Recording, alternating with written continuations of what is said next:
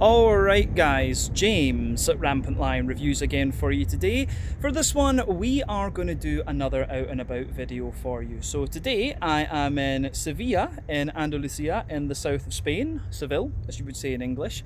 Very beautiful city I have to say, but it's also home to this brewery behind me, Cervezas Río Azul. So yeah, we will do as we always do in these videos. We'll go in, we'll have a little look around, we'll try some of the beers, and hopefully you guys enjoy this one. Really cool to film my first out and about video here in Spain. So let's do it. Alright guys, well this is the exterior of Cervezas Río Azul. So yeah, it's in a little kind of industrial enclave actually. So yeah, just straight ahead of me here is a main street and there's lots of apartments and stuff over there. But yeah, we are just in this little kind of industrial enclave. We're in the kind of southeast part of the city, but yeah, you can see they've got this nice little outdoor area. We're here on the 2nd of August 2025, and from what I understand they only really open the brewery up from Thursday through to Sunday 9 to 12 midnight. So yeah, only a very short window actually to come and visit the brewery and try some of the beers. But yeah, I have to say, it's a nice evening tonight. Some nice rowan or ash trees over there. I quite like trees, you know, they help us live and all of that, and different species and so on. But yeah, let's go in and have a little look. Oh, we've got a little Maltese pal here. There we go. But yeah, hello pal. But yeah, you can see you got a nice little welcome here. Welcome, hola, self-service. But yeah, the brewery, I have to say, is quite cool. You're greeted by some malt sacks, and if we just come up here, they've got it all laid out pretty nicely. We were the first ones here, of course, because I wanted a good bit of time for filming. But yeah, it's quite pretty, I have to say. Some nice artwork and things on the walls. And yeah, you've got your Río Azul Brewing, Sevilla. I think I maybe called them the wrong name earlier. But yeah, my dad and Amanda are here, so they're chilling, enjoying their beer. And I'm going to go and order my first one. So you'll see a beer review in just a little second. There we go. Right guys, time for beer tasting number one then here at Cervezas Río Azul in Sevilla. So yeah, as I often do in these videos, I thought I would start off with something just really nice and light and easy for the palate if you like. So yeah, we are going to have a little look at this one, which is called Crispy Business, a Helles lager coming in at 5.2% ABV. This should be very nice, especially in this heat that we've got here in Sevilla in early August. So yeah, remember the Helles is a German style of lager, a blonde lager. And yeah, the technical difference between a lager and an ale is of course the type of yeast that you use. Lagers use bottom fermenting yeast, which ferments between 8 to 12 degrees Celsius, whereas ales use top fermenting yeast that ferment usually between like 15 and 18 degrees Celsius. But yeah, this one looks pretty nice. When it came out, of course, it had a big fluffy white head on top. I would have said it was cream coloured rather than anything. You can see we've got a lovely kind of pale golden straw colour to this one. Remember, the colour of your beer depends on a few different things. One, the type of malts that you use. This goes a long way to determining your EBC rating. Two, the length of your wort boil is going to play a role, because the longer you boil the wort, the more the sugars caramelise, and thus you get a darker coloured beer. Any barrel aging that you do or adjuncts you put into the beer will affect its colour as well, but you don't often have to care about those variables when it comes to different kinds of lagers. Although I've noticed that fruit lagers are becoming a little bit more popular in recent times. So yeah, we've got a lovely kind of pale golden straw colour to this one, which is normal for the style. There's a few bubbles of carbonation visible going up toward the surface of this one, and yeah, it's got a little touch of natural haze to it. So nothing unusual about the appearance of this beer when you consider what style it is. Let's have a little look at the nose and see what we get from this one then. I'm very, very curious about this. Ooh, yeah. I have to say that smells really, really nice actually. What I always look for in these lager beers, especially the German and Czech style ones, is that I want authenticity. I want these to taste like they would in Germany. Of course, you do have a similar style to this one in the Czech Republic, which is called the Schwettli. So yeah, the German ones tend to be a little bit drier and more crisp for me, whereas the Czech ones tend to be a little bit more kind of creamy and slightly more yeasty, if you like. But yeah, I will say straight away, this one smells pretty damn good and pretty authentic. It's got everything you'd want from the style. So you've got a lovely little bit of kind of crisp fresh white bready bread crust in there, little hint of wood and little bit of cracker as you very often get, lovely fresh fluffy white bread in there. There's a little bit of like McVitie's digestive biscuit, some sort of sweetness like that. So yeah, white bready bread crust, white bread, maybe a little touch of brown bread in there as well. And yeah, that little touch of McVitie's digestive biscuity character.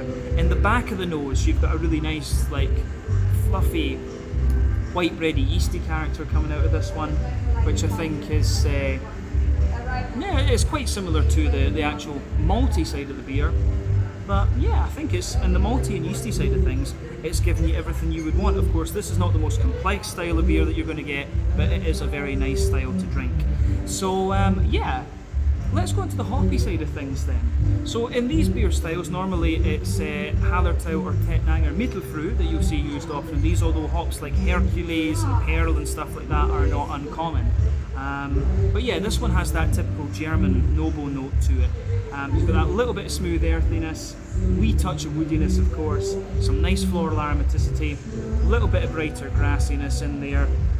All of these things put together are very, very nice, I have to say. So yeah, the green character in this one, as you would expect, it's very, very nice. So yeah, fruity side of things then to round off the aroma. Again, it's giving you everything you'd expect. There's a wee bit of like sultana in there, you know, dry white green grapes. There's a little bit of apricot, of course, dried apricot, and maybe just a little hint of like a slightly lemony, limey note mixing in with all the grassy esters. So this beer really is giving you everything that you would want from the style. So yeah, I think we've said everything we need to about the appearance and the aroma. Let's dive into this then and see what it's all about. Yeah, this is the Crispy Business, a 5.2% Helles Lager, my first beer here at Río Azul Brewing, Sevilla. Sláinte, skål, cheers, salud.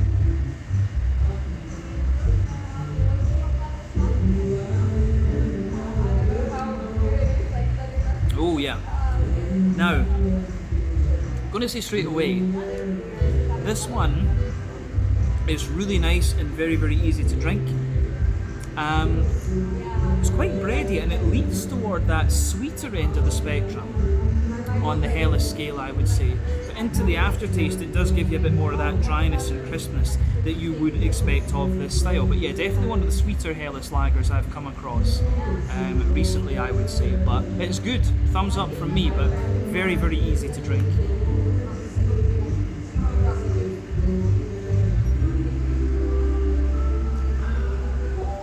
Too easy to drink almost.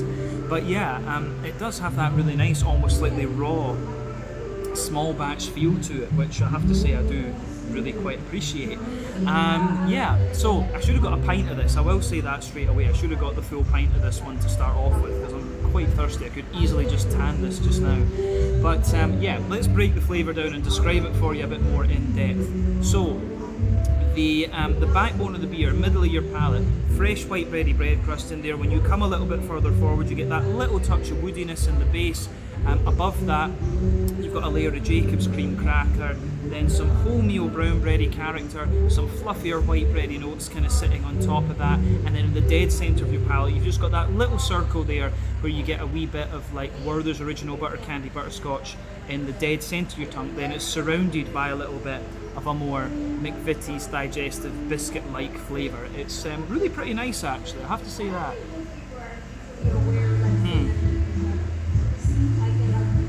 So yeah, malty side of this beer is really, really nice, but like I say, it's just that little bit sweeter if you like. I think it needs a wee touch of Pilsner malt in it, this one, just to crisp the beer up that little bit more. So I've got a feeling this one's just using like Munich malt or just pale malt or something like this in here, so it just needs that little touch of Pilsner malt just to crispen it up a wee, just a little touch, I would say. But yeah, on the back third of your palate, you're getting similar flavours, of course, from the malty side of the beer. The yeasty notes sitting there as well. So the yeasty character for me feels like it's a bit more brown bready at its core. Then it's surrounded by like a fluffier white bread. Then there's a wee bit of like a kind of dry, yeah, there's a little bit of a more kind of dry, crisp white bready bread crust around that. But yeah, definitely back third of your palate, you can feel the flavours taller. Then as you move further forward into the middle third of your palate, it just kind of condenses down and squashes together that little bit more. So yeah, the way that that goes together, I think, is really nice. Don't think there's much else to say about the malty and yeasty side of this one, other than that it feels a bit more grainy into the aftertaste. But yeah, hoppy side of things then. Back corners of the palate, you've got a little touch of earthiness in there. As you move further forward, it's a little bit more, yeah, it's got a little bit of a herbally note to it. Then as you reach the front corners of your palate, it's a little bit more floral and aromatic. Then around the front curve of your tongue, it's that little bit lighter and more sort of grassy. These are all things that you expect from the style. But let's go to the front third of your palate then and look at that nice oily bubble where the fruity, juicy esters come out. So the base of the front third of your palate is of course all those bready flavours that we talked about earlier, but the fruity side of things,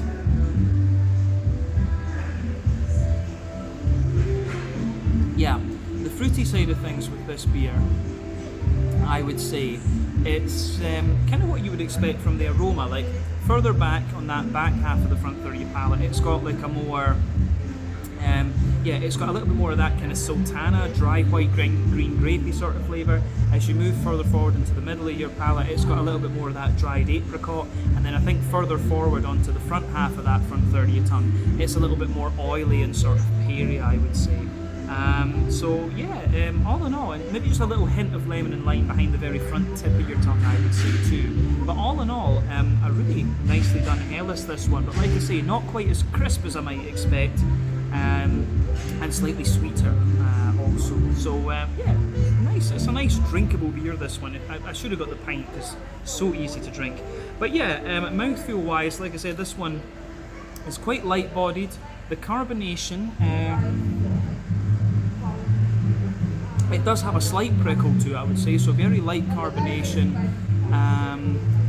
The IBU in this one I think is a sort of standard 15-20, something like that. You've got a bit of dryness from the malt base, a little bit of smoothness on top of that, a wee touch of sweetness, a little bit of juicy fruitiness further forward as well.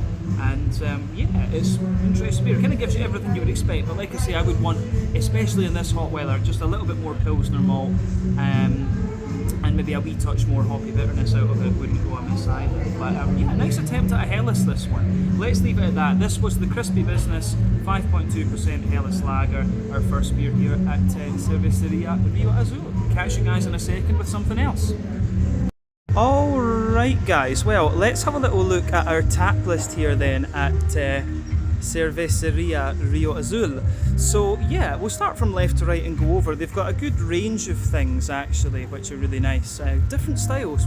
So yeah, on the left here they've got More Life West Coast IPA, 6.9% ABV. I'm probably going to try that because I love a good West Coast IPA. The Cabra Loca, a bock at 5.2% ABV. I've been noticing that my bocks are quite popular in Spain, which is something I really didn't expect. Then over here they've got Always on Pause IPA, 6.5% ABV. Then the Berry Twist Sour at 5.8%. Then over here they've got the Adriana. You saw Adriana a second ago working behind the bar. This is a wheat beer, 5.2%. They have the Twist and Go Imperial Stout, 10% ABV. I think that will be our last one. Then over here, Crispy Business Helles at 5.1% ABV. I love a good Helles lager, so yeah, I think that one will be getting reviewed as well. Then they have the Califato IPA at 6.2% ABV. You can see that the prices range from between like €2.5, I think at the lower end, yeah, €2.5 for a sort of 280 milliliter, and then yeah, 47 centilitres are coming in at the most €6.5. So very, very good value for craft beer. This is very, very cheap actually. But yeah, a really nice mix of styles here then at Cervezas Río Azul, and there you can see Adriana again. So yeah, nice tap list here. Let's have a look at some more beers. Alright guys, so yeah, just behind the window here you can see the brewery. So the brew kit is just kind of hiding up there in the corner. You can see the mash tun and things, and yeah, you've got some of the fermentation tanks here as well, which look pretty cool. I think those are maybe about 1,000 litres if I'm not mistaken. So yeah, very small operation by the looks of it. There's their canning machine down there. They've got some kegs over there as well. So yeah, it is quite a small setup here, but their beers are pretty good, I have to say. So yeah, there's a little quick look at the brewery equipment for you, and of course they've got a table tennis table here as well, which we'll probably keep them entertained while the mash is boiling and all of this. So there you go. Right guys, well, time for tasting number 2 then here at Rio Azul. So yeah, for beer number 2, we are going to have a style that I really like. This is probably my favourite style on the American side of things, or one of my favourite styles I should say, and I have noticed that they've been becoming more popular again in recent times, which I am very happy about. So yeah, beer number 2 is called More Life. It comes in at 6.8% ABV, and this one is a West Coast IPA. So when the beer poured, it had a lovely finger of a kind of creamy ivory coloured head. That's faded away to be a nice kind of thinner, more foamy layer, but that is being retained pretty well, I have to say. And just look at the colour of this one. It's got a lovely deep amber to it, and it's crystal clear too. Look at that. Beautiful looking beer, this one, I have to say. I love a West Coast IPA. When it comes to this style, for me, there are kind of two ends of the spectrum. There is the more kind of bready and biscuity, more blonde West Coast IPA, such as the Pliny the Elder from Russian River Brewing, and there's also the more kind of caramelly, oily end of the spectrum, such as the Sierra Nevada Torpedo. And I think this one, just going by the colour of it, is most definitely leaning more toward that caramelly and oily end of the spectrum. So I think this should be really quite nice actually. Yeah, so appearance wise, we've seen West Coast IPAs like this before. Let's go on and have a little look at the nose of this one and just see what it's all about. This is going to be awesome, I think.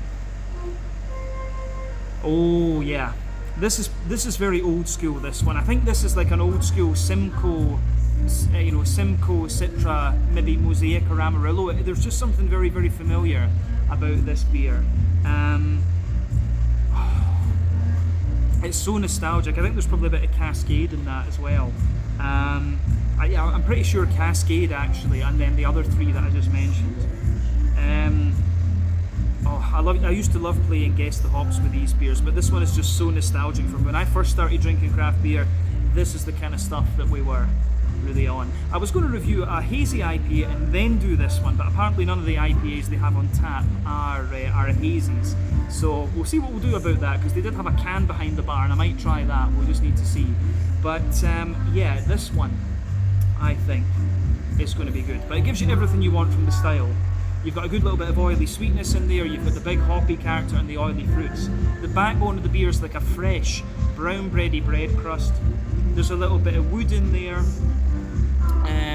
a little bit of cracker of course, sweet brown bread, definitely some softer white bread in there as well. The bready side of this one is leaning toward that sweeter side of things, but there's something telling me from the slight dryness that it has that it's German crystal malts that have been used in here. There's a lovely sweet caramel as well, McVitie's digestive biscuit for sure. Yeah, the malty side of this one, it really does lean toward that caramelly, brown bready end of the West Coast IPA spectrum. Now the yeasty side of the beer at the back of the nose is also quite interesting. Sorry if there's some camera wobbles, by the way. The table is a little touch wobbly. I only realised that after I started filming. But yeah, the yeasty side of this beer at the back of the nose is like sweet brown bread. There's a little bit of white bread to it as well. Oh yeah, the sweet white bread in there comes out too. But yeah, you've got brown bread and white bread in the yeast. A little bit of a more crackery, farmhousey bready character coming out of this one. But yeah, the way that goes together is really nice. Yeah. Oh, I can sit and smell that malt, that side of things all day. But yeah, the malty yeasty side of this beer, very brown bready, very caramelly, just what you want. So when it comes to an IPA, remember there are three types of hoppings that you can use in these beers. You've got early addition hopping, which takes place within the first hour or so of your wort boil. That gives you the vast majority of your bitterness. You've got late addition hopping, which takes place within the latter half hour or so of your wort boil. That gives you a little bit of bitterness, but mainly flavour and aroma. And then you've got dry hopping, which takes place after the wort boil is complete, and that's all about flavour and aroma. So West Coast IPAs tend to use all three types of hopping, which is why they're deeper, danker and more bitter. New England IPAs tend to rely on late addition and dry hopping, which is why they're kind of softer and more juicy, if you like. Now with this beer, you are getting some of that nice deep dank character, but I think we're going to get more bitterness and dankness out of the flavour than we're going to kind of comprehend in the aroma, if that makes sense. But yeah, there's a lovely little touch of earthiness to this one, wee bit of woodiness, nice big floral aromaticity, a good little bit of zesty kind of grassiness as well. And yeah, it's kind of everything you want. I would have expected maybe a little bit more pine resin from this one, and it's making me think this is maybe a more modern take on the West Coast IPA, because the fruitiness is quite bright actually, but we'll just need to see. Yeah, so in terms of the fruitiness in this one, I'm getting a little touch of the kind of oily, peary sultana type thing that you'd expect. As I say, I think there's Cascade in this. There's a nice little bit of like oily mango and passion fruit, so maybe Citra, Simcoe in this one. And I want to say there's a little touch of orange in there, which could be a wee bit of mosaic or maybe Amarillo. It's quite oily actually, and something makes me want to say Amarillo with this one, or Amarillo as it would be in Spain, or Spanish I should say. Brain is not working today, guys. It's a little bit of filming this one quite late compared to some other ones because of the opening times of the place. But yeah, aroma wise, this beer smells absolutely lovely. I think it's about time we have a taste of this and see what it's all about. So yeah, this one is called More Life, a West Coast IPA, 6.8% ABV. Let's get stuck into this one. Slàinte, skål, cheers, salut.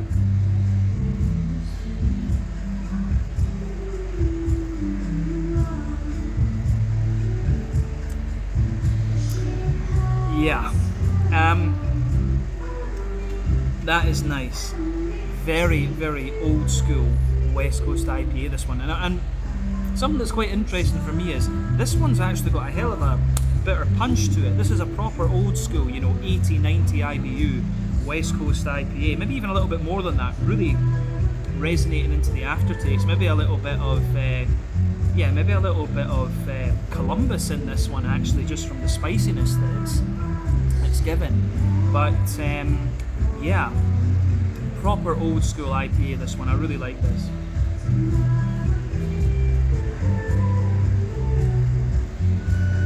Ooh, yeah, that gets a big thumbs up from me, I have to say that. Yeah, so let's break the flavour of this one down then. Backbone of the beer, middle third of your palate, brown bready bread crust in there. As you move further forward, of course, the wee bit of woodiness, the crackery layers there as well. You've got a nice brown bready layer in there, which is actually quite grainy, and that graininess lingers into the aftertaste too. So yeah, that's quite interesting. But yeah,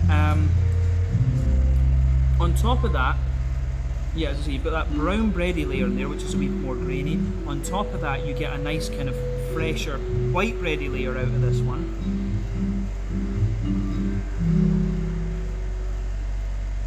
And then on top of all of that, you get the brown sugary side of this beer.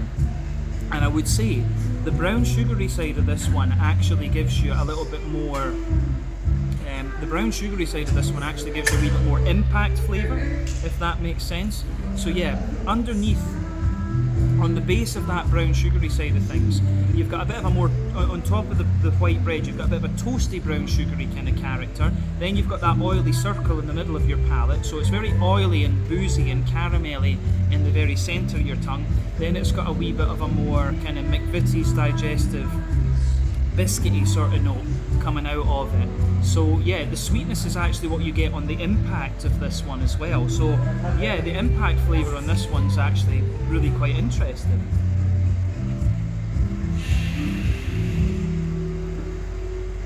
Yeah, so quite a sweet beer, quite a sweet West Coast IPA in terms of its impact flavours, that's for sure, and that lingers there into the aftertaste. So yeah, that covers the middle third of your palate. If you go to the back third of your palate, you've got a nice little bit of, you've got all the bready layers that I was talking about before, the brown bread, the white bread, the yeasty character sits above that. At its core, the yeasty side of this beer is a little bit more kind of brown bready, I would say, and a bit more grainy. Surrounding that, it's a little bit more white bready, I would say, and yeah, there's a wee bit of like toasty bread crust around the edge. And again, back third of your palate, the flavour is taller. Then as you move further forward into the middle third of your tongue, it just kind of condenses down and squashes together that little bit more. So yeah, it's quite interesting, that I have to say. Yeah. And I think into the aftertaste for this one, the bitterness really starts to come out. So let's look at the green side of this beer then. Back corners of the palate, you've got a nice little bit of earthy, yeah, you've got a nice little bit of a kind of earthy, yeah, a bit of earthy character there, which makes me think there's a bit of mosaic in this potentially.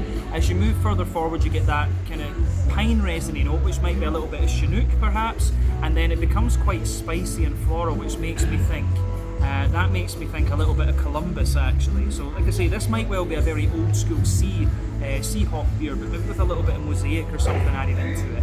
But yeah, as you come further forward, floral and aromatic on the front corners of your palate, round the front curve of the tongue, it's just that little bit lighter and more kind of grassy and zesty, if you like. So yeah.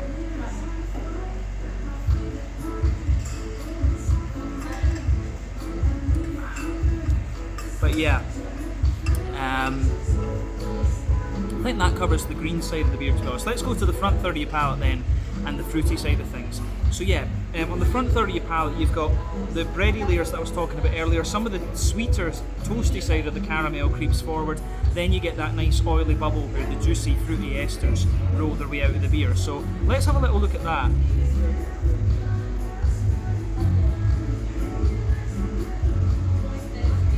So yeah, fruity side of this one. Very sure there's Cascade in this. So at the back of that front third of your palate, there's a really nice little bit of a stronger grapefruit. As you come further forward, you can feel a little bit of like an oily mango and passion fruity sort of flavour, Simcoe, Citra perhaps. Underneath that, you've got this oily peary sort of thing, which I think is Cascade, and it's got a wee bit of like a sultana type flavour. But yeah, as you move further forward from that and into the front half of that front third of your tongue, there's a wee bit of a kind of orangey character, I would say. I do think mosaic because it's a kind of brighter, more tangerine orange, and then there's a bit of a lemon limey character just behind it, quite a strong citrusy lemon limey character just behind the front tip of your tongue there as well, and that would potentially be a bit of Centennial or something like that. So it's quite old school hops that are in this one. This beer feels like quite an old school recipe, if you like, but it gives you everything that you would want from this style, I would say. So it gets a big thumbs up from me, I have to say. I really like this one. It is pretty damn bitter. This I really think there's some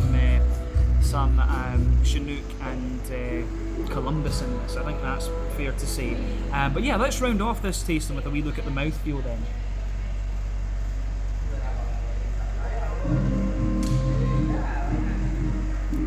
Yeah.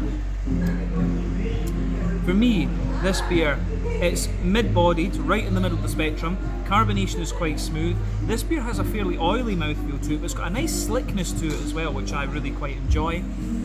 And yeah, the IBUs in this I think are, 80, 90, maybe even pushing up to the 100 point with this one. That bitterness really does linger into the aftertaste there. Like I said, the impact flavour of this beer is quite sweet with the brown sugars, but then yeah, you've got this nice oily, fruity character to it into the aftertaste, which starts off with the more pungent grapefruit and just rounds off to be the slightly more sweet, orangey, tangerine kind of character. But a very, very good old school West Coast IPA, this one. I've really enjoyed this beer.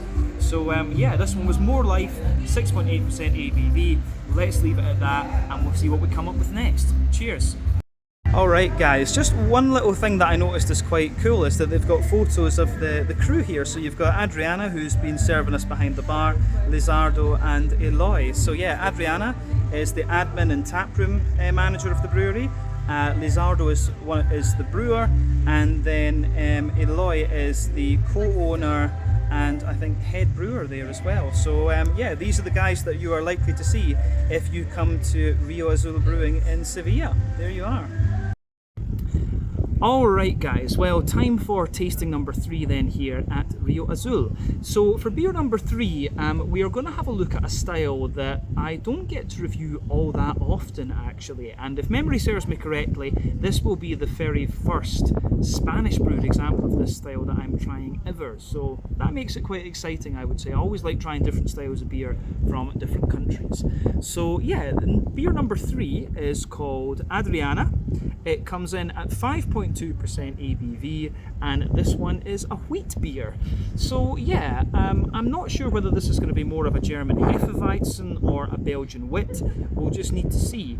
But yeah, I also told you earlier on in the video that this one was named after Adriana that was working behind the bar. But we asked her about that and whether she was involved in the recipe development, and she said no, this beer is actually named after one of the owner's daughters, and she started working at the brewery and then saw that they had a beer with her name on it. So yeah, this beer is named after one of the co-owner's daughters.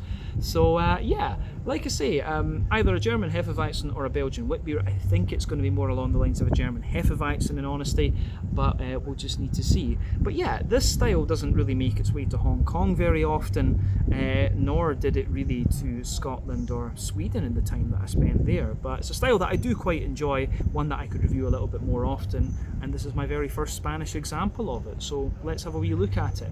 But yeah, when the beer came out, it had a nice finger of a kind of creamy ivory coloured head. That's faded away to be a thinner, more foamy layer this time, and you can see that it's a lovely kind of pale golden straw sort of colour, good little bit of natural haze to it, as you would expect from a wit beer or a Hefeweizen. And when it comes to those two styles, the German Hefeweizen is usually 40% wheat, 60% barley in its malt base, and I think the wit beer is more along the lines of 30% wheat, 70% barley if I remember correctly, but both styles are quite heavily dependent on their yeast to give them all these different flavours. So yeah, it's quite, as I say, wheat beer generally is quite interesting. You have to brew these a little bit differently, and of course the yeast plays a big role in this style of beer. But yeah, appearance wise, there's nothing really surprising about this one when you consider what style it is. But yeah, oh, got a wee dog barking there. Oh, big dog. But yeah, not too much in the way of carbonation with this one, but yeah, it looks pretty nice, as I would say. So let's have a wee look at the aroma of this and see what it's all about. Oh right, okay. It's interesting that. I think this is more along the lines of a German Hefeweizen. I'm going to say that straight away. I'm kind of wanting to nail my colours to the German Hefeweizen flag with this one. It has got a little bit of an earthy, kind of ashy sort of character to it, which reminds me a wee bit of like English Fuggles hops, or Fugles, I'm not really sure how you should pronounce that.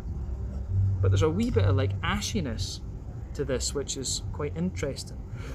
But if you sugar the beer up a little bit more, you get more of the kind of sweeter things that you would expect from the German Hefeweizen style category. So yeah, the aroma of this is quite interesting. As I say, the ashy sort of earthy kind of thing that's coming out of this is a wee bit unexpected, but everything else is what you would expect from this style. And again, with German style beers, I'm looking for authenticity. So yeah, with this one, the backbone of the beer, fresh white bready bread crust in there. You've got a little bit of wood, a little bit of cracker, as you very often get. There's a layer of like fresh white bread in there. Then you've got a sweeter like banana bready sort of layer in this one, and within that banana bread you've got aromas of like, you know, clove and almost like coriander and stuff like that. Although I would say more clove than coriander. It's like a sweet banana bread, to be honest, that comes out of the aroma here. You can smell that denser wheaty character out of this one. The wheat has a little bit of bitiness at the back of the nose, and then yeah, you've got a little touch of like, you know, butter candy or something like that in this one. Yeah, it's just a little touch peppery almost as well. The yeasty side of the beer at the back of the nose is almost got a slight like vanilla sponge cakey type character to it as well, which is quite interesting. So yeah, the malty yeasty side of this character is quite nice, and there's a bit of woodiness comes out of this beer into the aftertaste as well. So yeah, the way that all of that goes together in this one is pretty nice. In terms of the hoppy character with this one then, there's a little bit of smooth earthiness in there, some nice woodiness, yeah, a bit of earthiness, a little bit of woodiness, wee touch of floral character, some nice grassy notes as well. Then on the fruity side of things, you have, yeah, on the fruity side of things, yeah, you've got a little bit of, I would say, yeah, you've got a little bit of, I would say,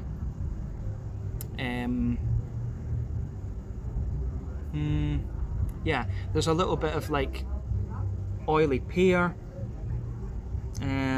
sultana, dried apricot, yeah, all of these kind of things. Yeah, yeah, apricot, papaya, sultana, all of that kind of stuff. But yeah, an interesting smelling beer, this one. I think it is more of a German Hefeweizen. Let's have a taste of this then and see how we go. So this one is Adriana, 5.2% ABV, wheat beer, it's called. It just said wheat rather than being Hefeweizen or anything. Salut, let's do it.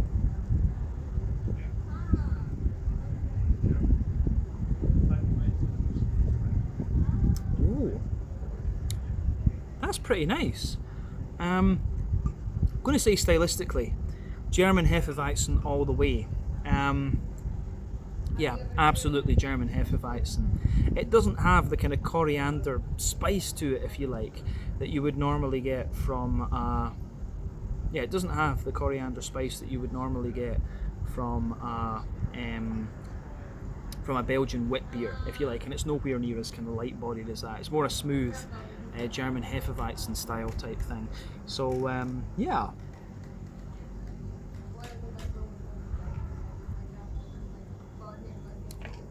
that's really nice actually. So thumbs up to them there. Yeah, for a long time I found Hefeweizens very kind of thick and hard to drink if you want. I could drink one of them, maybe two at a push, and that was it. But of course, since the hazy IPAs have kind of taken over, that has really changed quite a bit, I would say. So this is quite a nice, just drinkable and quite flavourful beer, in all honesty. But I like it, you know. Gets a big thumbs up from me. It's been a while since I've had a Hefeweizen, and that's maybe one of the reasons as well while I'm enjoying this as much as I am. But yeah, let's break the flavour down. Middle third of your palate then. Backbone of the beer, fresh white bready bread crust, and there further forward a little bit of wood, as you often get. You've got a layer of cracker, then you've got a very slight touch of like wholemeal brown bread in there, the fluffier fresh white bread from the barley malt, then you've got the sweeter like banana bready type character on top of that has all the kind of clovey spice and things as well. And then yeah, on top of that you've got the more dense wheaty white bready character, and in the dead centre of your palate you get that little circle there, which is kind of more like Werther's Original butter candy, butterscotchy type flavours that are coming out of it. So yeah, the way that goes together I think is really nice in this one as well.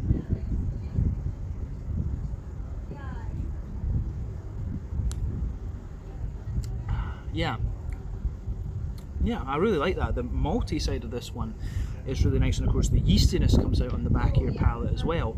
So yeah, if you go to the back third of your palate then, you can feel that the back third of your palate on this one's a little bit more dense actually, and it's nice and airy and fluffy at the same time. So you've got all those layers that I talked about, the brown bready layer, the barley malt white bready layer that's in there, the banana bready layer, and then the more dense wheaty white bready layer above that.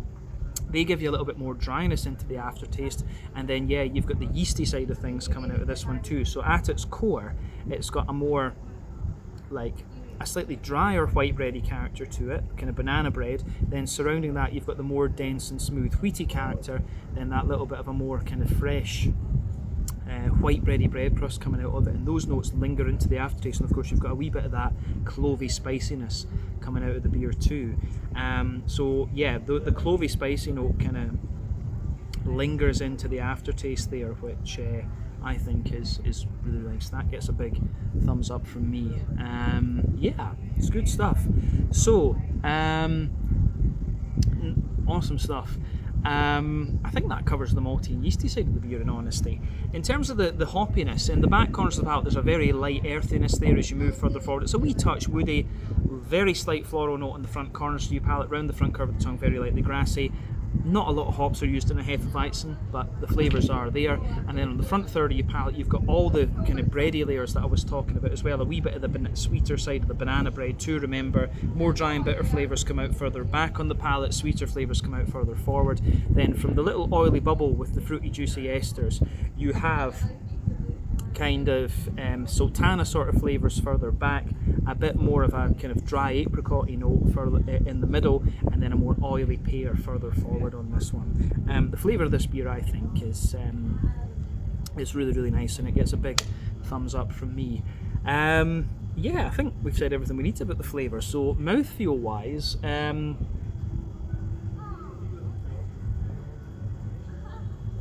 this beer for me, it's this beer for me, it's more I would say it's kind of top, it's sort of top end of mid-bodied. Carbonation is very, very smooth in this one.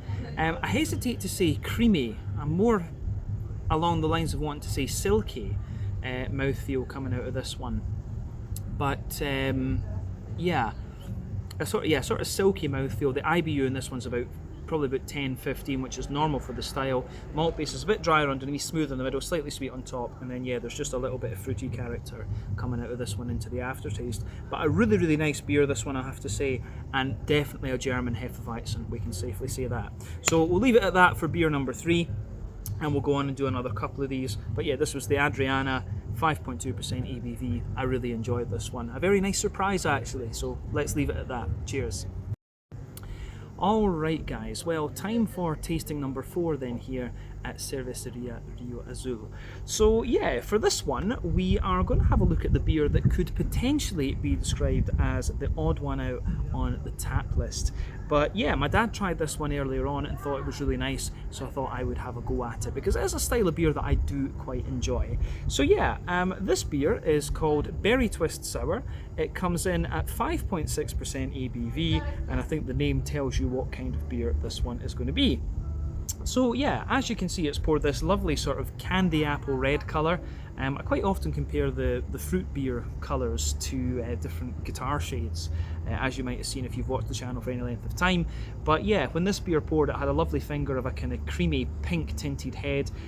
There's not much in the way of visible carbonation with this one, but you can see from the level of opacity with this beer that it's not like a smoothie sour or a milkshake sour or anything like that. This one is more of a kettle sour from what I gather, but yeah, it looks very, very nice. Most of the colour that you're getting out of this one will be from the different fruits that have been added into here. She didn't actually say in the bar what fruits have been added into it, but we'll try to have a guess from tasting it. But in terms of what you'd expect from the appearance of like a fruited wheat beer or so on, this one does look pretty much as you would expect. So yeah, let's have a look at the nose on this one and see what it's going to have in store for us. Oh, right, okay. Straight away, I want to say cherries, raspberries, blackberries. I think it's that. It's berries all the way. Don't know about strawberries, but the strength of the flavour in this one makes me think, yeah, blackberries. Yeah, blackberries, raspberries, and a little bit of cherry, I would say. So yeah, aroma-wise, that is really interesting. Other than that, there's not too much to report with this one. As I've often said, these kind of fruited sour beers are quite straightforward in terms of their flavours, but if they're done well, they are really, really nice beers to drink. So yeah, I think this one is going to be no exception to this rule. Yeah, so the backbone of this beer, there's a little bit of white bready bread crust, some fluffy white bread in there. At the back of the nose you get a little bit of a kind of white bready, wheaty, yeasty kind of character out of it. But yeah, I don't think there's too much else to report other than that. There's not a lot in the way of hoppiness to this one. There's maybe, I think, you know, if there's hops in this will be a little bit of, you know, Hallertau, Tecknang, Mittelfrüh or something like that. It's a bit hard to tell on the, just with the aroma of the beer. And when it comes to sour beers, there's quite an interesting debate among brewers about these beers. You know, some brewers will say adding hops into the beer gives you a little bit more depth of flavour, whereas other brewers will argue, well, the fruit adjuncts that you put into the beer are going to suppress the hoppy flavours anyway, so why bother? But what they used to do with the old school Flanders Reds and Lambic beers was they would put older hops into the beer that had lost a little bit of their alpha acid potency, so that the bitterness of the hop, if you like, wouldn't detract too much from the sourness of the beer. So this is the kind of origins of that brewer's debate, if you like. But just going by the aroma of this one, I think there could be a little bit of hop in here, but the fruits are sitting on top of that, of course, and suppressing the hoppy notes. So yeah, I get a little bit of earthiness, wee bit of woodiness, some floral and grassy notes, but like I say, I think the fruity notes in this one, particularly of what I suspect is raspberry and blackberry, are kind of pushing back against that. But it's quite sharp, this one. I think it is that the raspberry is quite prominent in this one. I think we can safely say that. I don't know if we really need to say much else about the aroma of this one, in all honesty. I think the fruits jumped out straight away with this one. And I quite like that about it. So yeah, let's just have a taste of it and see what it's all about. This one is the Berry Twist Sour, 5.6% ABV. Let's see this. Salut.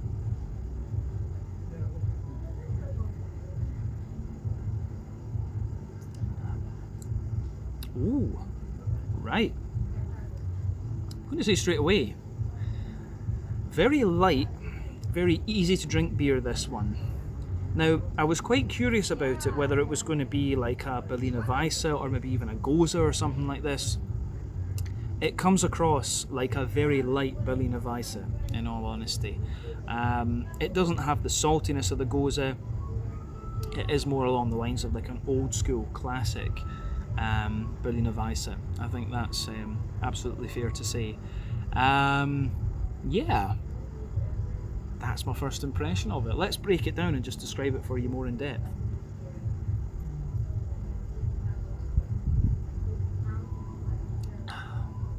But it is quite nice and refreshing, in all honesty. So, the backbone of this beer then, middle third of your palate, you get a little bit of fresh white bready bread crust in there. There's a little bit of wood. Further forward, as you very often get a slight layer of cracker. Then you've got a more dense wheaty white bread in the base, and a softer, more fluffy white bread sitting on top of that. In the dead centre of your palate, you've got a little circle there where you just get little hints of like Werther's Original and kind of McVitie's Digestive Biscuit coming out of it. So yeah, but those, I would point out, those flavours are very, very subtle. Very, very subtle, I would say. So yeah, the malty backbone of this beer is like white bread and a little bit of wheaty white bread all the way. We can safely say that. That's one of the reasons why I say it is a bit more like a Berliner Weisse than anything else. But yeah, back third of your palate has very similar things, but the flavours are, those flavour layers are a bit taller. The white bready bread crust is a bit drier. The wheaty layer is a little bit lighter, taller, more airy. The barley malt white bready there's a little bit lighter, taller, more airy. Then you've got the yeasty side of the beer coming out. At its core, you have a more dense brown bready sort of character, and it's very slightly grainy but still quite sweet. Surrounding that, you've got a more almost like banana bready type character coming out of it, and then just a bit more of a bread crusty character as well. But yeah, you do get a little bit of banana bread out of this beer into the aftertaste. Just before this one, of course, I reviewed the Hefeweizen, so it could well be a little touch of residual flavours, but yeah, I don't think that's going to be too much of an issue with this beer. There is definitely just a little touch of that banana bread kind of character coming out of this one. But let's have a wee look at the hoppy side of things with this one then, because I think that, going by the flavour of this one, I think there is a little bit of hop in this beer, but not too much.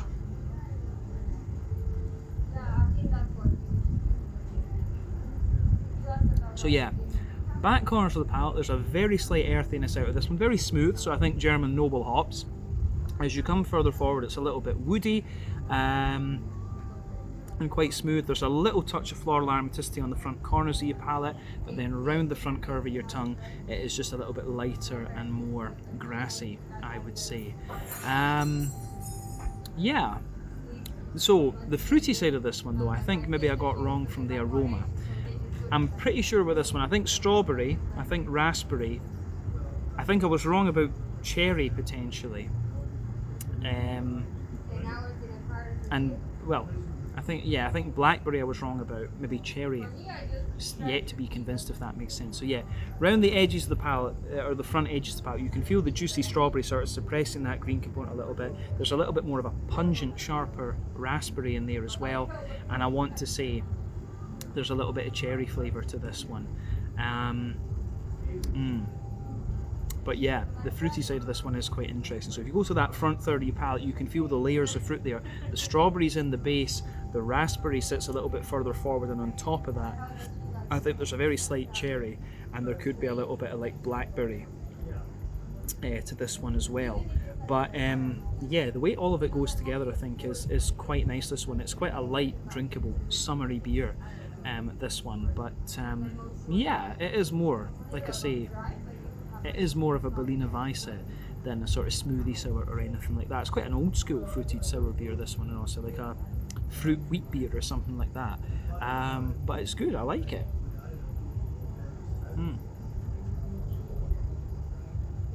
Yeah, quite interesting stuff. So, yeah.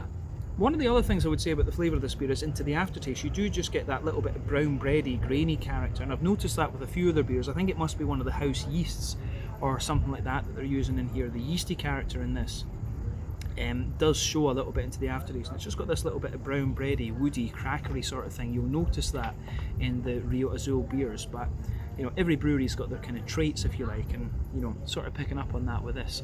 But all in all, mouthfeel wise, we've said everything we need to about the flavour of this beer. Mouthfeel wise, I would say mid-bodied, smooth carbonation, little touch of sour impact on this one, but it's just kind of tart berries. It's not going to blow the head off you. The malt base has a wee bit of dryness underneath, smoothness in the middle, and a very slight sweetness on top, but mainly it's quite smooth. And in terms of IBU, I think 5 IBUs at the absolute most, but you know, this one, the fruit is definitely suppressing a lot of that, that's for sure. But yeah, I think that's everything we need to say about this one. This is the Fruit Berry Twist, a 5.6% sour beer, our 4th beer here at Rio Azul. So we'll see what else we've got, maybe 1 or 2 more beers at this point, but yeah, it's been quite nice to try one of their sour beers. I'll catch you guys in a second with something else. Cheers. So yeah guys, just before we go and get the final beer of the evening, I'll just give you a little view of where we've been sitting and filming. You can see it's gotten quite dark now. A few more people have joined us here. My dad and Amanda are sitting over there. We've got the nice lights above us, and yeah, we're still sitting here in the industrial park, and there you can see the Rio Azul sign. So let's go on to our last beer. Alright guys, well, time for tasting number 5 then here at Cervezas Rio Azul. So yeah, beer number 5 is one that I was kind of debating whether I should do, but I thought, you know, why not? Because I was quite surprised that this style is quite popular here in Spain. I never would have thought it. So yeah, beer number 5 is called Cabra Loca, which translates into English as like crazy goat, or Amanda tells me it can mean crazy girl as well, but this one comes in at 5.2% ABV, and it is a Bock lager. So yeah, going by the colour of this one, of course, it will be more of a Maibock than Doppelbock, of course. But yeah, the Bock lagers come from the German city of Einbeck, and the story is that the Einbeckers took their beer down to Munich to sell it, and the Münchners made fun of the Einbeckers for their accent, because the way they said Einbeck sounded like Bock, which means goat. So that's why you have all the Doppelbock beers that are brewed in Munich, and they have the little goat symbols on them. But yeah, for some reason, the sort of blonde Maibock lager style is quite popular in Andalucia in the south of Spain. I couldn't say whether it's more popular in other parts of Spain, because this is the only region I've been to so far. But yeah, I had one of these in Malaga, which was quite nice, so I thought I would try the one here as well and tell you guys that little story, because as I say, I would never have thought that Maibock or you know, Hellerbock beers would be so popular here, but there you go. But anyway, as you can see, This one has poured a lovely kind of rich golden straw sort of colour. When it came out, it had a cream colour head on it as well, and you can see that it does have a little touch of a natural haze to it, but it's quite a rich sort of blonde colour, this one. And this is of course a lager beer, so bottom fermenting yeast, low temperature fermentation, but yeah, should be quite nice, this one. Let's have a little look at the nose and see what this beer is going to have in store for us. Yeah, I'm going to say straight away, it's actually quite mild on the nose. The thing with the Bock lagers is they tend to be a little bit stronger than the likes of the Helles and the Dunkels and so on. So the Dunkels and the Helles tend to sit between sort of 5 to 5.5%, sometimes slightly less, occasionally slightly more. The Bock lagers for me have always been closer to kind of 6%. Do correct me on that in the comment section below if I'm wrong. But this is 5.2%, so it is a little bit weaker than what I'm used to with Bock lagers. But yeah, the aroma as well is a little bit unassuming in this one. You've got a little bit of like white bready bread crust, a wee bit of kind of more grainy wholemeal brown bread, fluffier white bread in there as well. There's a little bit of like Werther's Original, butter candy butterscotch, McVitie's digestive biscuit. There's almost like a slightly corn sort of sweetness to this one, almost a bit like a kind of Mexican lager, if you like. Or I've seen Mexican rice lagers as well. But yeah, it has a little bit of an almost corny kind of character to it. And it's got a little touch of sharpness too. Which I wonder, maybe a very slight oxidation, but we'll see. But yeah, on the malty side of things, I don't think there's too much else to report there. At the back of the nose on the yeasty side of things, there's a little touch of like brown bread in there. Bit of white bread as well, some fresh white bready bread crust. But yeah, mostly yeah, a white bready character coming out of this one, which I really wouldn't have expected in all honesty. So yeah, it's quite interesting, I have to say. Yeah, I don't think there's anything else to say about the malty and yeasty side of the beer. In terms of the hoppy side of things then, for me, the hoppy side of the beer is quite kind of as you would expect of a German lager. There's a little bit of earthiness in there, a wee touch of like woodiness, some floral aromaticity, wee bit of like grassiness as well. Yeah, it's German noble hops, like as I say, earthy, little bit woody, floral, little touch grassy. Yeah, it's quite nice, this one, I have to say that. Yeah, don't think there's anything else to say about the green component of this one. In terms of the fruity side of things then, it's quite, again, it's kind of what you would expect. There's a little bit of like oily pear, dried apricot, sultanas, things like that. It's, yeah,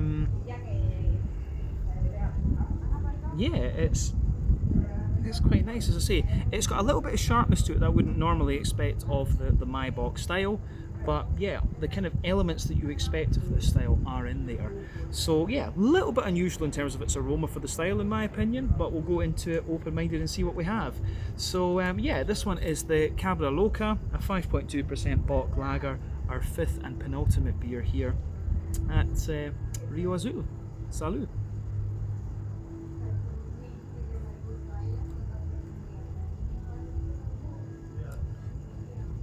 Okay, right.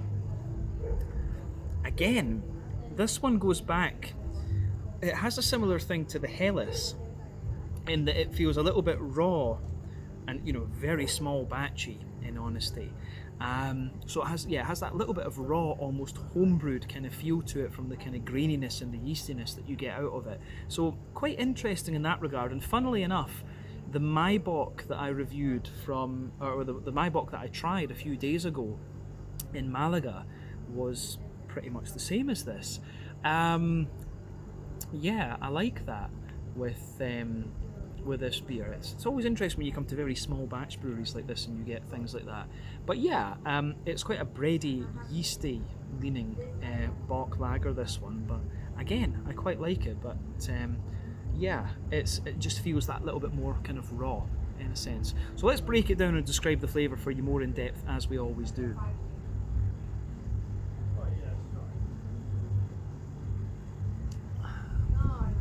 So yeah, the backbone of this beer, I'd say fresh white bready bread crust in there.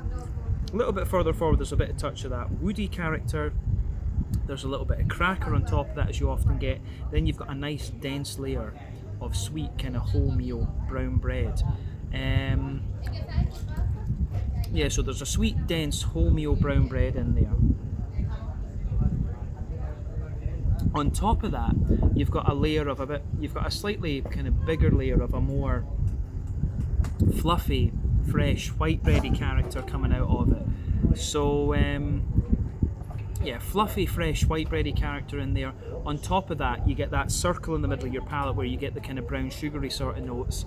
And in the base of that, you've got a kind of slightly toasty caramel. On top of that, some McVitie's digestive biscuits. Then there's a circle in the middle of your palate that has a wee bit more of a kind of Werther's Original butter candy, butterscotchy type thing to it. So yeah, the brown sugary notes in this one do kind of linger into the aftertaste and give you a wee bit of that more kind of biscuity type note to it, but it's really quite nice in that sense. I think that's everything we need to say about the malty side of the beer. If you go to the back third of your palate and look at the yeasty side of things, the bready character is there. On top of that, you get the yeasty side of things, and of course, at its core, the yeasty side of this beer has a wee bit of brown bread to it. There's some fluffy white bread around the edge, the kind of Jacob's cream crackery sort of notes, and the Jacob's cream crackery sort of notes, and is there a wee bit more than that, maybe a slight toasty bread crusty character. And definitely, yeah, back third of your palate the flavour is taller, then as you move further forward into the middle third of your palate it just kind of condenses down, compresses down and sort of squashes together. So yeah, malty and yeasty side of this beer is quite nice, but like I say, a little bit more raw and a little bit more homebrewed in its sort of vibe. In terms of the hoppy side of things then, there's a little bit of earthiness in there.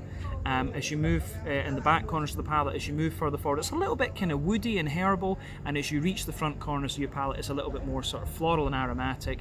Then round the front curve of the tongue, just a little bit lighter and more kind of grassy in a sense. Then if you go to the front third of your palate, you've got all the bready layers underneath that we talked about earlier, then that little oily bubble where the juicy fruity esters just roll their way out of the beer. So let's have a wee look at the fruity side of things then.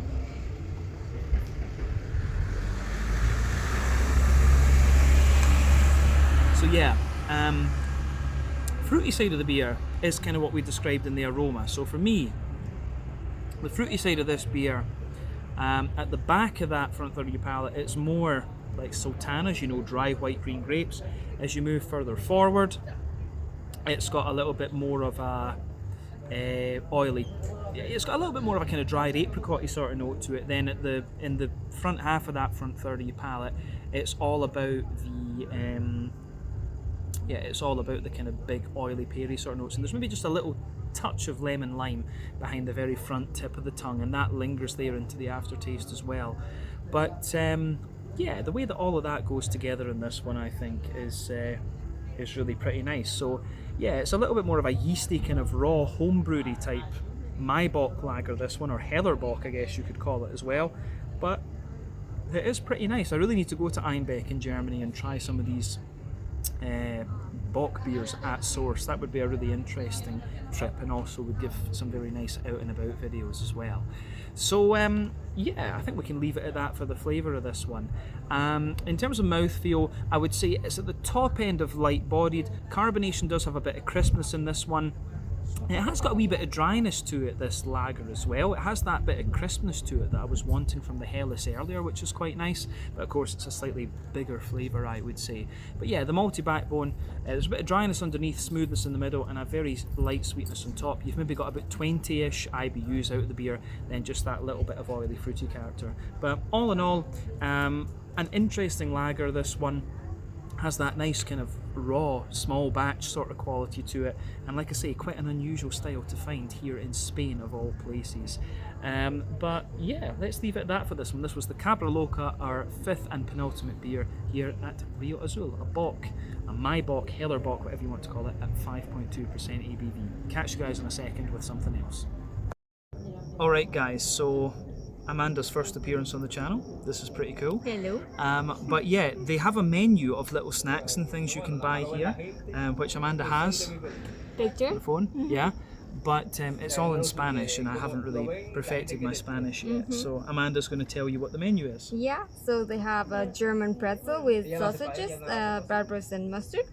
They have a provolone melted cheese with some toast.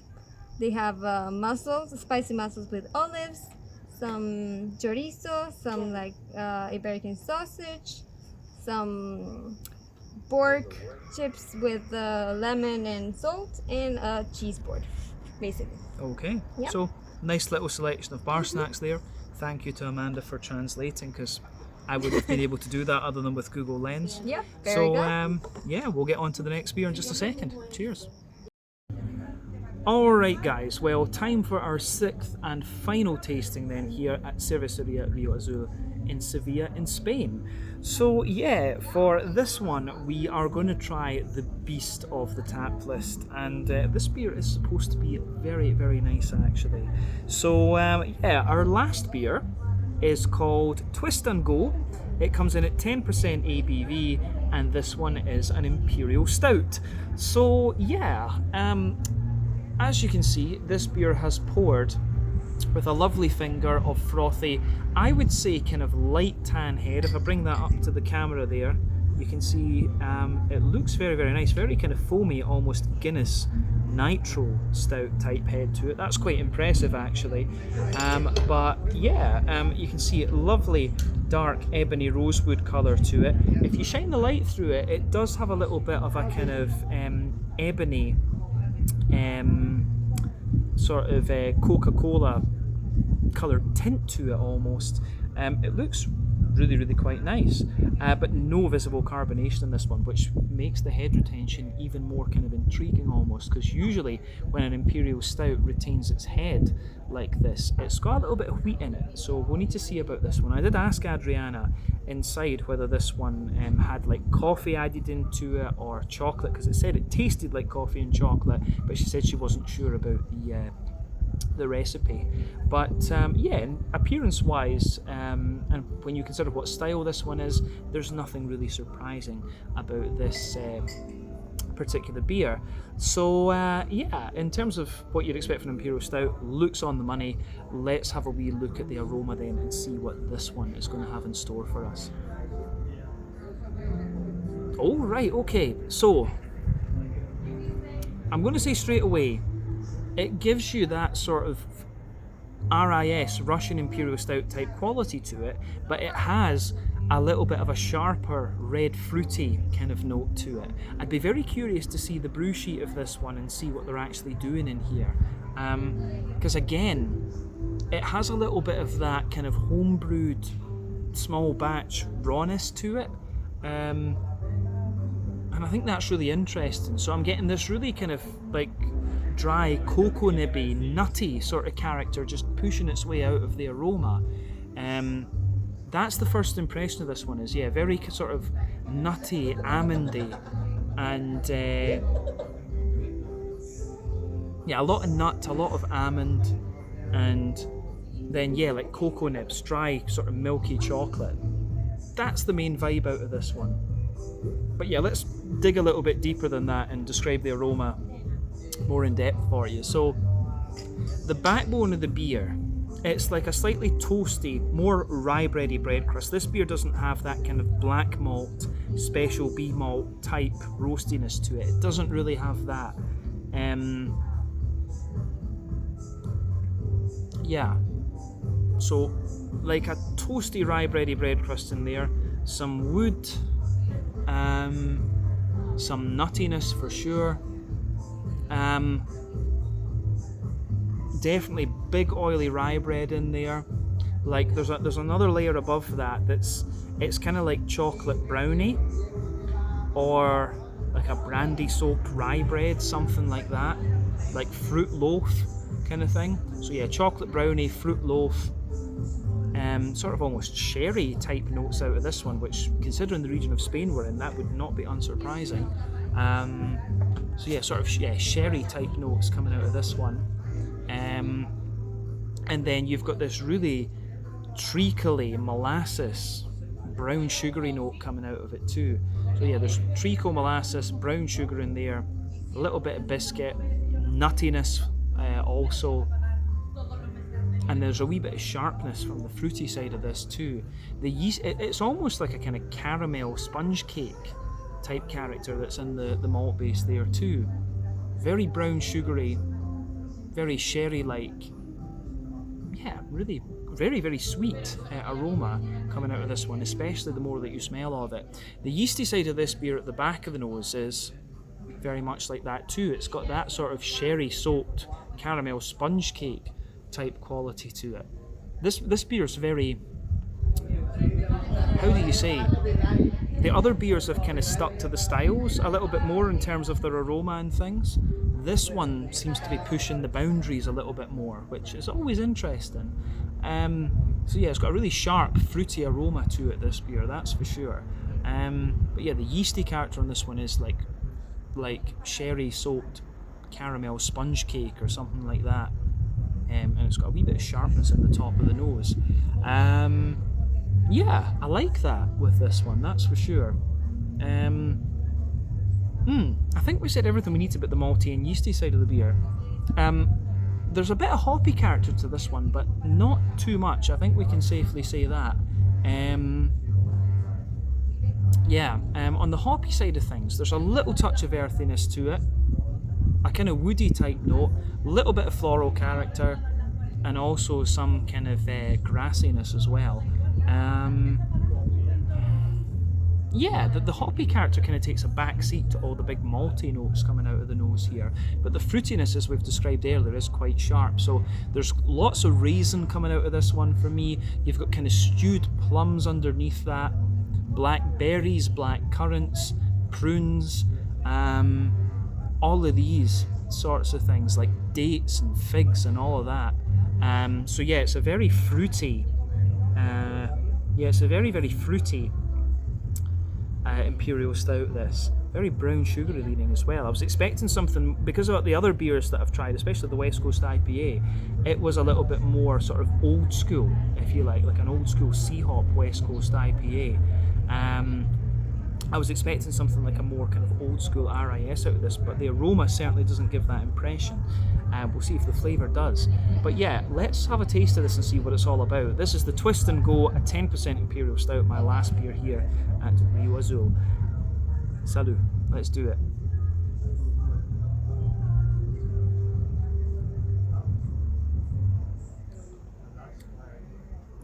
Right, I'm going to say straight away, this beer is one where the flavour diverges quite a bit from the aroma. This beer is a lot more like a kind of old school Imperial Stout.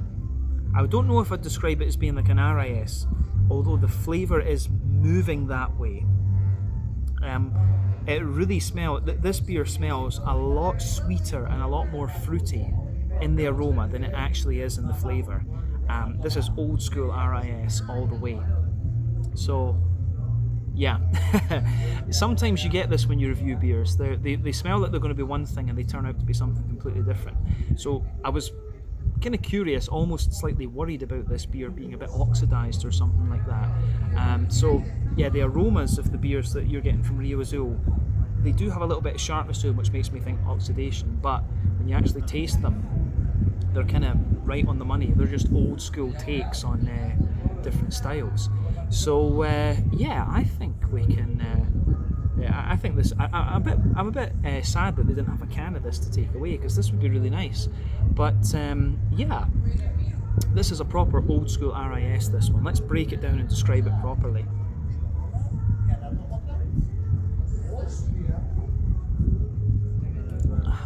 So, middle third of your palate, the backbone of this beer, there's a roasty, toasty, well-fired, like bread crusty note to this one. I do want to say there's a bit of like black malt or special B or something like that in here. Could be a little bit of carafa, but the dryness makes me think more kind of special B than carafa malt. Roasty, toasty, black malt in there. A little bit further forward there's a wee bit more of a woody sort of thing. There's cracker above that. There's big rye bready. Yeah, there's big sort of rye bready notes on top of that. Oily rye bread. On top of that, you've maybe got more of a kind of grainier, drier wholemeal brown bread. There's a bit of nuttiness within that. There's a little bit of a nutty character within that as well. And then on top of that, you get a layer that's a little bit more like a kind of chocolate brownie, like a really dense, gooey chocolate brownie. And there's nuttiness and chocolatey character in there. As I said earlier, sweeter flavours come out further forward on the palate, more dry and bitter flavours come out further back. So at the back of that middle third of your palate, you've maybe got like a 90-100% cocoa chocolate in there, and then as you move further forward, it becomes maybe more of a 80% cocoa chocolate. So yeah, very dark chocolatey flavours in this one. The nuttiness comes out there as well, and then on top of that, you can feel like a little circle in the middle of your palate there where the brown sugars come out. So the base layer is like a toasty brown sugar. You've got a more leathery sort of brown sugar sitting on top of that as well. When it comes to imperial stouts, there's a few ways that you can play with this style. You can do double mash, which is going to give you a kind of more thick, sticky sort of mouthfeel. Wouldn't be surprised if that's the case here. You can do a longer wort boil, which is going to give you a kind of drier and more complex brown sugary kind of component.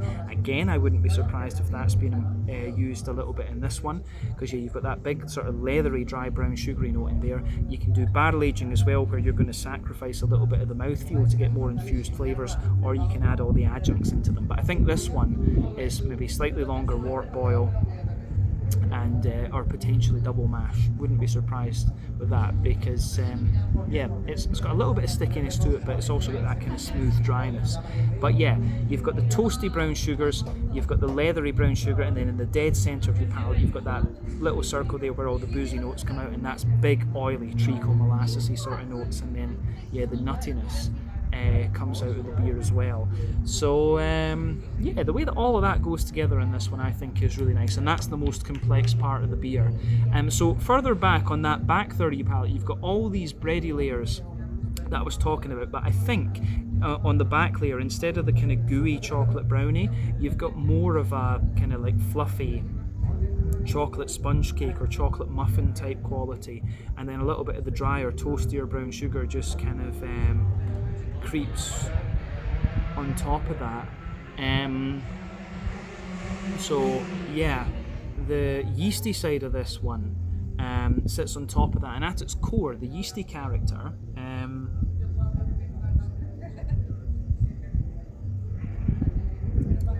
yeah, the yeasty character is like a more oily rye bready sort of note. Then around the edge it's got a little bit more of a kind of sweeter, like sherry soaked sponge cake, and then the very edge of it's a little bit more like roasty toasty bread crust once again. And again, big tall flavours on the back third of your palate. Then as you move further forward, it just kind of compresses down and squashes together that little bit more. So yeah, the way that all of that goes together is quite interesting in this one. Those are the most complex parts of the beer. But yeah, on top of that, or when you go to the hoppy side of this beer, there is a fair little bit of hoppy character to this one. So back corners of the palate, you've got a nice little bit of earthiness in there.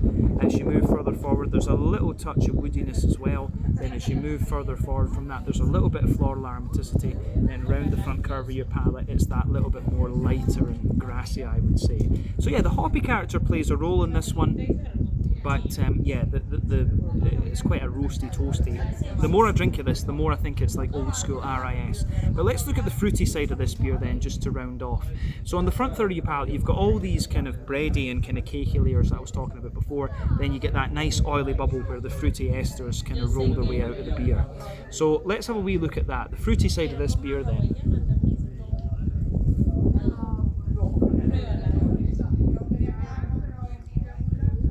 So yeah, the fruity side of this beer, you get the impression from the aroma that it's going to be really quite sharp and quite raisiny, but it's actually a lot more sort of mellow.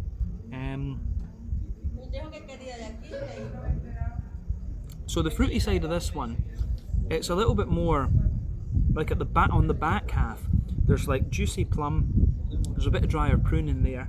As you move further forward, it's got a little bit of like figginess in the middle of that front third of your palate. Then as you move further forward, it's kind of black curranty underneath, and there's maybe just a little touch of blackberry on top of that. But yeah, for me, mostly plum. Yeah, it's mostly plum, fig, and black currant. You get the impression from the aroma though that it's a lot sharper than that. But yeah, it goes together really nicely, and this stout does build its kind of bitterness into the aftertaste too. But yeah, let's round off with a look at the mouthfeel. I can feel this one's going to my head a little bit. But yeah, mouthfeel wise, this beer, I'd say bottom end of full bodied. The carbonation does have a wee bit of a prickle to it, this one, but more than you'd think from the appearance of the beer, and maybe that's why the head was retaining quite as much as it was, and maybe some of the smoothness in this beer. I do suspect there's a bit of wheat in this, because the more you drink of it, the smoother it gets too. That would account for the head retention in this one. But yeah, nice smoothness to the beer overall. There's in the malt base, there's roastiness underneath, smoothness in the middle, and a bit of like a dry sweetness on top. I think a bit of, I think probably not double mash, but a slightly longer wort boil in this one. The IBUs in this beer are quite high. I want to say about 80-ish, and that's coming from both the hoppy side of the beer and the malt base. And yeah, you've just got a little bit of a nice fruity note to it as well, but very old school RIS this one, and the aroma is quite different. To the aroma and the flavour kind of diverge quite a bit in this one. You can certainly say that. I thought this was going to be a lot sharper and a lot sweeter from the aroma, but no, it is kind of more old school big RIS, this one. But it does have quite a little bit of Irish dry stout, oatmeal stout characteristics to it as well upon reflection. But a very nice beer nonetheless, and a very nice place to finish the night. So yeah, this one was the Twist and Go 10% ABV, an Imperial Stout, a beer that's really made me think a little bit, but I've enjoyed this, and I've enjoyed all the beers here at Rio Azul. So we'll finish this one here, and I'll give you my final thoughts on my time here in just a little second. Catch you then. Alright guys, well that is the end of our time then here at Cervezas Río Azul in Sevilla in Spain. So yeah, we had a really nice couple of hours here actually. We stayed the full 3 hours that it was open, so if you do want to come here, you do need to make sure that you come between Thursday and Sunday, 9 PM till 12 midnight. Otherwise you're going to miss it. So yeah, very short opening hours, but it's a really nice place to come and check out, and they've got some really interesting beers. So we got to try 6 beers during our visit here. We started off with the Helles Lager, which I thought was really nice, on the sweeter side of things for that style. Then we went to the West Coast IPA, which I really enjoyed, and that was a very old school take on the style, so quite nostalgic. After that, we went to the Hefeweizen, which I really enjoyed, a style that I don't get to review all that often, but I really enjoyed their offering for this one. Then we did the Bock Lager, which is a style that for some reason is very popular here in Andalucia. I'm not sure about wider Spain, in all honesty. And then we did the Berry Sour, which I quite enjoyed as well. Kind of more like a Berliner Weisse, that one. And then we finished off with the Imperial Stout, which was really quite interesting too.